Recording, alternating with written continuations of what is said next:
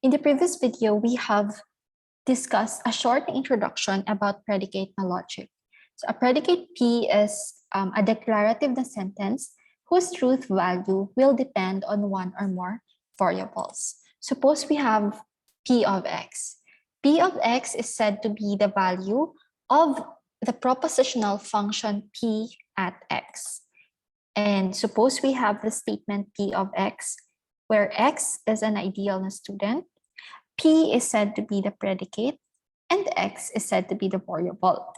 The X is the variable or the subject of the statement, and a UPV student is a predicate or a property that a certain variable or a certain subject can have. So in this case, the property of X or the predicate of X is a UPV student. So initially, P of X is not yet a proposition, and it will only become a proposition if X is assigned with a certain value. So where do we get the value of X that can be assigned with X? Okay, so it comes from a certain domain. And suppose we replace X with a value with the name of a certain person, Ara. And so our statement will become Ara is a UPV student. And now we can verify whether the statement is correct or true, whether Ara is a UPV student or not. Okay, so going back, the domain of a predicate variable is the set of all values that may be substituted in place of the variable. So meaning we can substitute this X with any name of a person. So I can substitute it with the name of your teacher, or the name of the janitors, or the name of your classmates, or the name of your batchmates. Okay, and when would this be true? So it will be true if we substitute it with a name of a person who studies in UPV. Okay, so the formal definition of a domain is that the truth set of a predicate P of X with a domain D is the set of all elements in D that make P of X true when substituted for X. So we can write X is in D, even P of X. So we can say that we have a certain set of all the elements in D, and D will have certain elements X sub 1, X sub 2, X sub 3, X sub 4, X sub 5. Okay, so what can we substitute to D to P of X such that it will be true? Okay, so we write that X is in D, or a certain element in D where the P of X or the predicate will be true. Okay, we read the set of all X in D such that the P of X is true.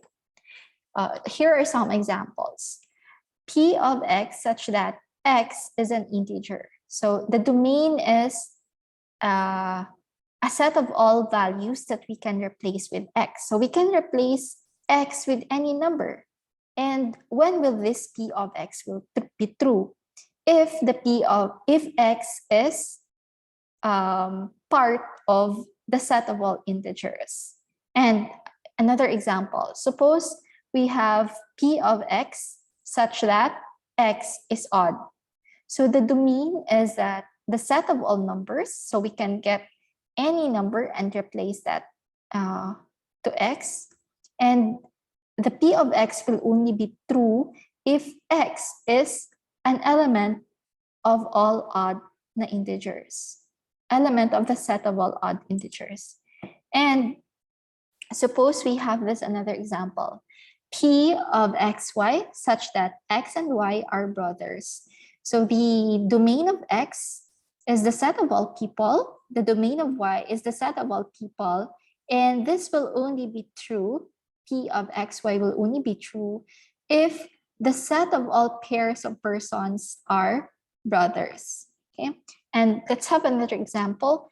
The P of student, year, course, and uni such that the X student of batch year is enrolled in course in uni. So the domain of all the students of student is the set of all students. The domain of year is the set of all years, and the domain of course is the set of all degree programs or courses, and the domain of course is set of all universities. And this will only be true if the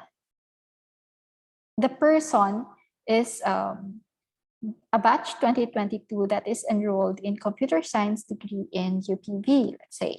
Okay, so here are more examples of propositional functions. Suppose we have statement P of x such that x plus 3 is an odd integer. So we can say that, or we can set that the domain is the set of positive integers only. That means that the values that we can replace or substitute in place of x should be a positive integer. So that will be 1 or 2 or 3, any na positive na integer. And then suppose we have still the same statement and we set the domain to be the set of integers. That means that we can replace the x with any na integer like -1 or -2. So, and even positive integers, okay, like 1, 2, etc. And another example, suppose we have statement P with 3 variables x, y, z, such that the statement is x squared plus y squared equals z squared. So the domain is the set of positive na integers. So here are some sets that we encounter often. So we have the natural numbers, and for the positive integers, and then so we can see that n is from 1 and so on, 1, 2, 3, and so on. It does not include 0.